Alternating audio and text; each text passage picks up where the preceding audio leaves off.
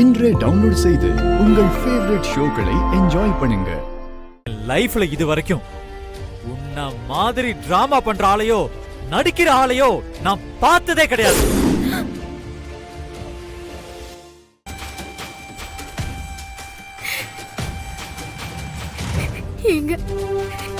என்னங்க சொல்றீங்க? நான் என்ன பண்ண?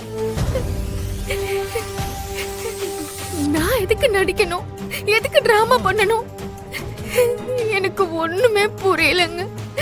உனக்கா புரியல? இப்ப கூட பாரு. ஐயோ, அப்படியே ஒண்ணுமே தெரியாத மாதிரி ஒன்னும் நடக்காத மாதிரி நடிச்சுக்கிட்டு இருக்கியே. நான் ஒவ்வொரு டைமும் உன்னை வந்து பார்த்து இந்த கல்யாணத்தை எப்படியாவது நிறுத்திடுறேன்னு சொல்லும் போதெல்லாம் நீ நிறுத்திடுறேன்னு சொல்லி இப்படிதான் நடிச்சு நடிச்சு என்ன நம்ப வச்ச. உன் நடிப்ப நம்பி நானும் ஸ்டேஜ் வரைக்கும் வந்து நின்ன. கடைசியில என்ன பண்ண? நம்ப வச்சு கழுத்து அறுத்துக்கிய.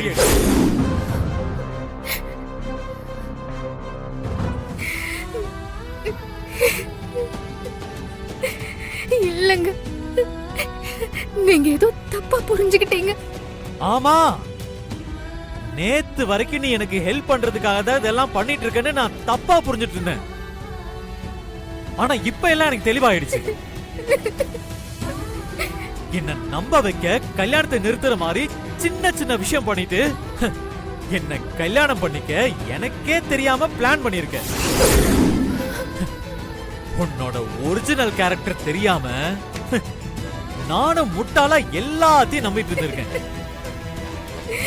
வருண், சத்தியமா சொல்றேன், நான் உங்களை ஏமாத்தணும்னு நினைக்க கூட இல்ல. என்ன நம்புங்க. என்ன ஏன் இவ்வளவு தூரம் இருக்கிறீங்க? ஏன்னா நான் சாராவை லவ் பண்றேன்.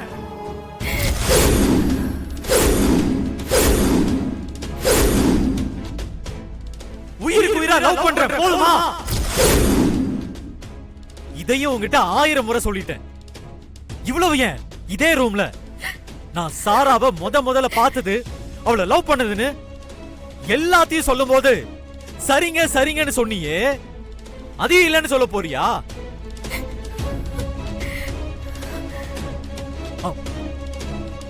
வந்த கால் கீழே விழுந்தப்ப நான் உங்ககிட்ட பேசிட்டு இருக்கும் போது காம்பவுண்டுக்கு வெளியே தான் என் சாரா வெயிட் பண்ணிட்டு இருந்தா.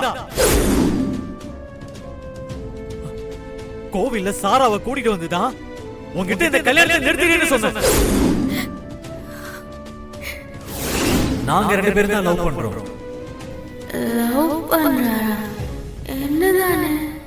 இந்த கல்யாணம் நடக்காதுன்னு நீங்களே சாராட்ட சொல்லிடுங்க. வருண் சொல்ற மாதிரி தான்.